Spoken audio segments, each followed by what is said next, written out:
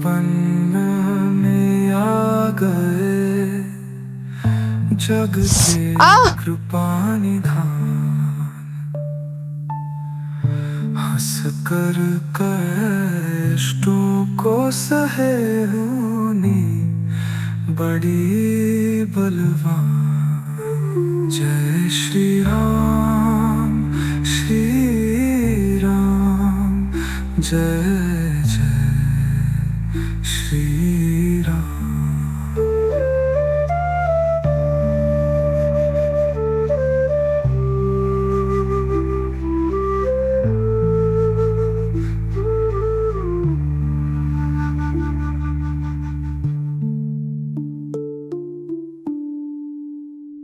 चित्रकूट का त्याग करने के बाद दक्षिण की तरफ बढ़ते बढ़ते श्री राम, लक्ष्मण और सीता अगले 10 वर्षों में कई मुनि आश्रमों में गए और अत्रि, शरभंग और सुतीक्ष्ण आदि मुनियों के दर्शन किए।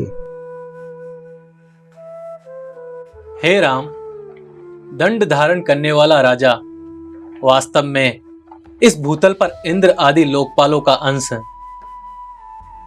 हम आपके राज्य में निवास करते हैं, अतः आपको हमारी रक्षा करनी चाहिए। रघुनंदन, आप अरण्य में रहे या नगर में, आप ही हमारे राजा हैं। अवश्य मुनिवर, हमारा वनवास यदि ऋषियों के हित का साधन बन जाए तो इससे उत्तम बात और क्या हो सकती है। परंतु धर्म कर्म में संलग्न आप तेजस्वी महर्षियों को क्या कष्ट है?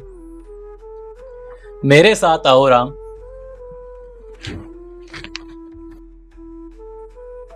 वो वहां देख रहे हो राम? चंद्रमा के प्रकाश से प्रकाशमान यह पर्वत विचित्र लग रहा है मुनिवर। ऐसा श्वेत पर्वत न कभी देखा न कभी सुना। यह पर्वत नहीं, यहाँ के ऋषि मुनियों की अस्थियों का ढेर है लक्ष्मण। अस्थियों का ढेर? हाँ लक्ष्मण, जो भी ऋषि वन के उस भाग में गया वो लौटकर नहीं आया। आताताई नरवक्षी राक्षसों ने उनका वध कर दिया। अनेक ऋषि यहां से पलायन कर गए और जो नहीं गए वो एक एक करके समाप्त होते जा रहे हैं। यह स्थिति तो बहुत गंभीर है मुनिवर। ऐसे भयानक कर्म करने वाले राक्षसों ने इस वन के ऋषियों के विनाश का ऐसा कांड मचा रखा है जो हमसे सहन नहीं होता। राम, आप शरणागत वत्सल हैं, अतः इन निशाचारों से मारे जाते हुए हम ऋषि मुनियों की रक्षा करें। मुनिवर, आप मुझसे इस प्रकार प्रार्थना ना करें। मैं तो आप तपस्वी महात्माओं का आज्ञापालक हूं। आप ऋषियों के प्रयोजन की सिद्धि के लिए विधि के विधान के अनुसार मेरा यहां आना हुआ है। आप मुझे आदेश दे कि मैं क्या करूं। धन्य हो रघुनंदन, आप शीघ्र ही महर्षि अगस्त्य से जाके मिले, वही आपका मार्गदर्शन करेंगे। जो आज्ञा मुनिवर।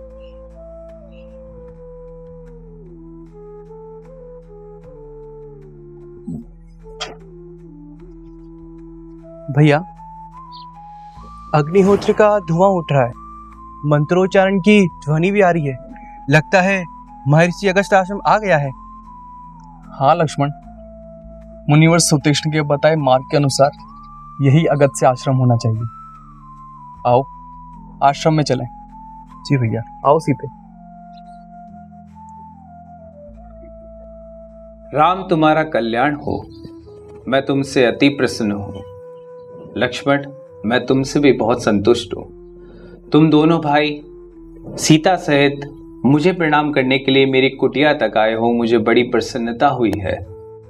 राम, सीता का जिस प्रकार यहाँ मन लगे आप वही कार्य यहाँ पर करें। सीता एक सुकुमारी हैं, इन्हें कभी इस तरह के दुखों का सामना नहीं करना पड़ा। ये आपके प्रति प्रेम और पतिव्रत होने के कारण ही आपके साथ वन में आई हैं। अतः आप दोनों सभी प्रकार से इन्हें प्रसन्न रखिए। अवश्य मुनिवर, अब आप हमें कोई ऐसा स्थान बताने की कृपा करें जहाँ बहुत से वन हो, जल की सुविधा हो तथा जहाँ मैं आश्रम बनाकर सुखपूर्वक निवास कर सकूं। यहाँ से 2 योजन की दूरी पर पंचवटी नाम का एक विख्यात सुंदर स्थान है। यह गोदावरी के तट पर स्थित होने के कारण मैथिली का वहां पर मन लगेगा और आप भी तपस्वियों की सेवा कर पाएंगे। जो आज्ञा मुनिवर।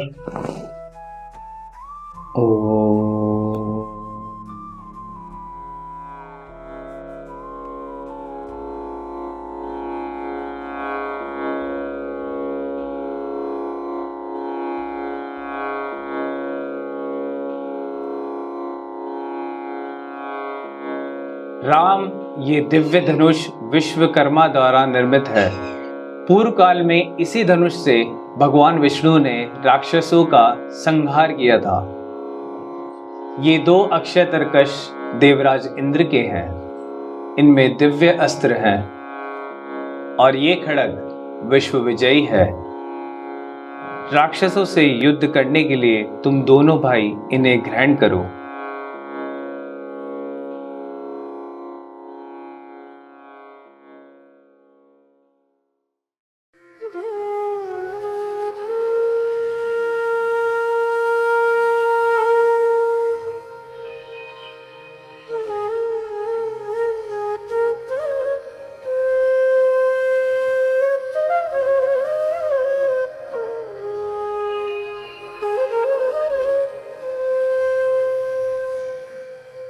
कर्म के पथ पर चल दिए रामचंद्र भगवान।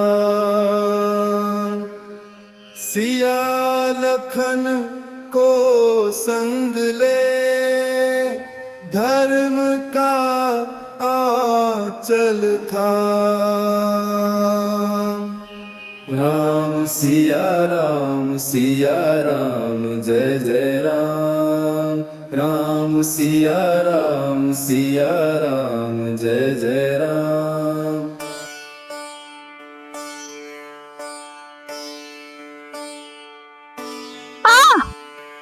क्या हुआ सीते? अरे वो देखिए कितना विशाल पक्षी।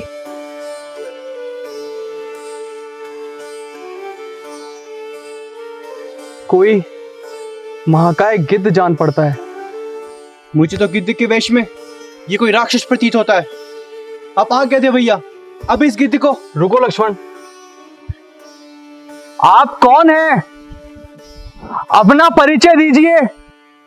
पुत्र, मुझे अपने पिता का मित्र ही समझो। मेरा नाम जटायु है। महाबाहु रघुनंदन, तुम तो जानते हो प्रजापति दक्ष की पुत्रियों का विवाह कश्यप जी के साथ हुआ था। उनके योग से समस्त प्राणियों का जन्म हुआ है। दक्ष पुत्री विनता के 2 पुत्र हुए, गरुड़ और अरुण। गरुड़ भगवान विष्णु के वाहन बने और अरुण सूर्य देव की सेवा में चले गए। उन्हीं अरुण का मैं पुत्र हूँ, जटायु। मेरे बड़े भाई का नाम संपाति है।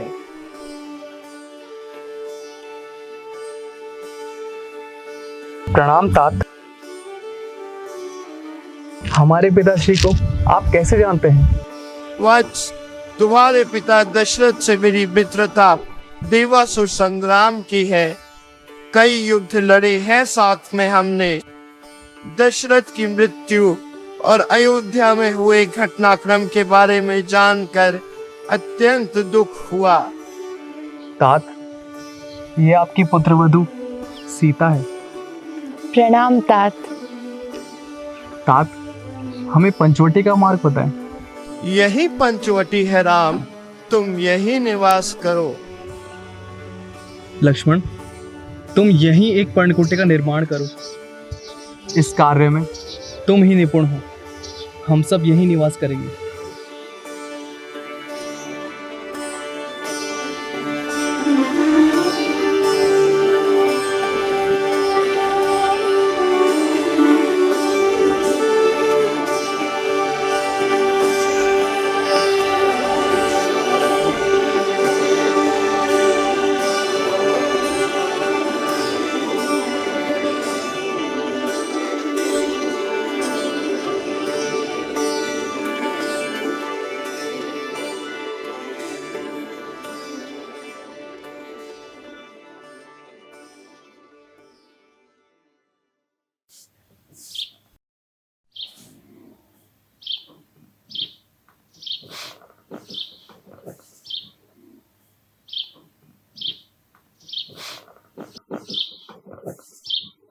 भैया, मन में एक प्रश्न का बार बार चिंतन हो रहा है। कैसा प्रश्न है सौमित्र, पूछो। भैया, मनुष्य प्राय अपने माता के गुणों का अनुसरण करते हैं। इस व्यवहारिक उक्ति को भरत भैया ने मिथ्या सिद्ध कर दिया है। अर्थात तुम कहना क्या चाहते हो? भैया, जिसका महाराज दशरथ जैसा पति हो और भरत जैसा पुत्र हो, वे माता कैकेयी इतनी क्रूर दृष्टि वाली कैसे हो गई? लक्ष्मण, तुम्हें माता कैकेयी की कभी निंदा नहीं करनी चाहिए। यदि उनके लिए कुछ प्रिय न कह सको तो अप्रिय भी ना कहो। याद करो लक्ष्मण, चित्रकूट का वह दृश्य, भरत कैसे शोक संतप्त होकर हमसे अयोध्या चलने के लिए कह रहा था।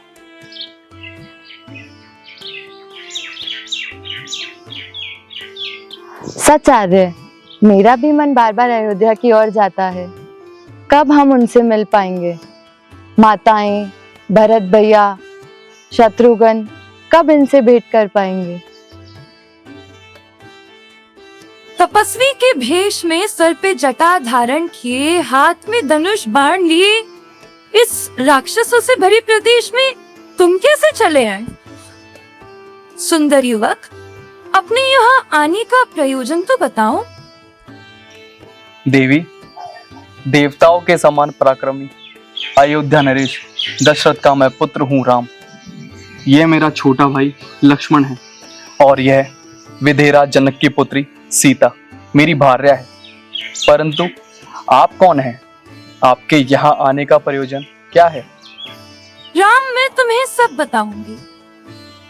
मैं इच्छा अनुसार रूप धारण करने वाली लंकेश रावण की बहन शूर्पणखा हूँ। कुंभकर्ण और विभीषण भी मेरे भाई हैं, और इस दंडकारण्य पे जिनका साम्राज्य है वे खरदूषण, वो भी मेरे भाई हैं।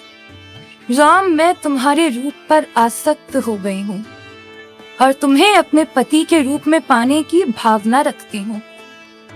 इस सीता को तुम क्या करोगे? इस मानवी और तुम्हारे भाई लक्ष्मण को तुम्हें यूं ही खा जाऊंगी। फिर हम दोनों यहाँ लंबे समय तक विहार करेंगे। विशाल लोचने, मैं विवाह कर चुका हूँ। यह मेरी प्यारी पत्नी विद्यमान है। अवश्य ही तुम सौतन के साथ तो नहीं रहना चाहोगी। तुम बल और पराक्रम से संपन्न मेरे छोटे भाई लक्ष्मण के सामने अपना प्रणय निवेदन रखो। हो तो तुम भी सुंदर। तुम्हारे बड़े भाई ने अपने अविवेक का परिचय देकर मुझ जैसी स्वप्न सुंदरी का मोल न जाना। तुम मुझसे विवाह करके स्वर्ग का सुख भोग सकते हो। भद्रे, मैं तो भैया का दास हूँ। क्या तुम दासी बनना चाहती हो? नहीं ना, तो जहाँ से आई हो वहीं लौट के चली जाओ। समझ गई। तुम इस कुरूप मानवी के कारण ही मुझे अस्वीकार कर रहे हो ना? इस सीता को तो मैं अभी खा जाऊंगी।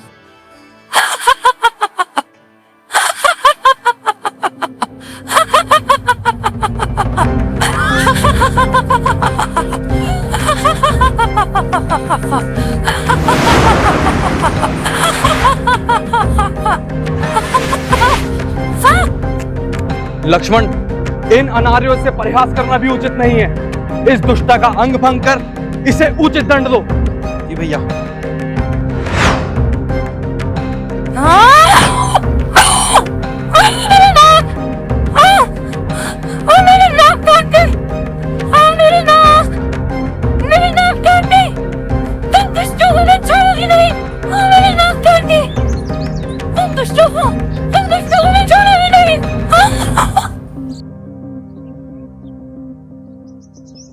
लक्ष्मण, अब हमें बहुत सावधान रहना होगा। शूर्पणखा इसका प्रतिकार लेने अवश्य आएगी। मेरा मन बहुत भयभीत है स्वामी, अब क्या होगा? चिंता न करे भाभी, भैया के तेज के आगे शूर्पणखा की सारी शक्ति धरी की धरी रह जाएगी।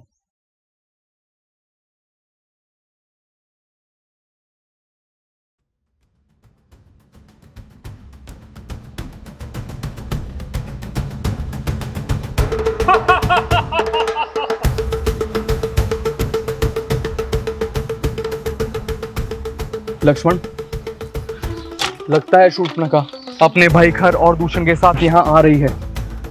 तुम यहीं सीता के पास रुको, मैं आश्रम के द्वार पर जाकर इन राक्षसों को रोकता हूँ। जो आज्ञा भैया।